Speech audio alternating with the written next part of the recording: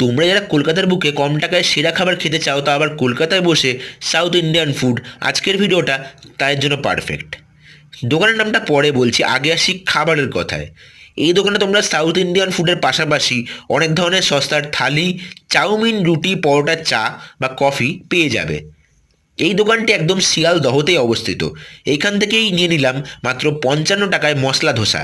অনেক জায়গায় ধোসা খেয়েছি, কিন্তু এত কম টাকায় ধোসার মধ্যে এতটা পুর, সাথে আবার বাদাম দেওয়া স্টাফিং, সত্যি বলছি কোনোদিনও খাইনি। তোমরা যদি এমন কোনো জায়গার খোঁজ জেনে থাকো, তাহলে আমাকে অবশ্যই কমেন্টে সাজেস্ট করতে পারো। ধোসার সাইজটাও বেশ বড় ছিল, তেমনই তার সাথে যে সাম্বারগুলো দিচ্ছিল সেগুলো কিন্তু অপূর্ব খেতে। আর এই সাম্বারগুলো ছিল আনলিমিটেড, মানে শেষ হয়ে গেলে কিন্তু চাইলে বারবার দিয়ে যাবে।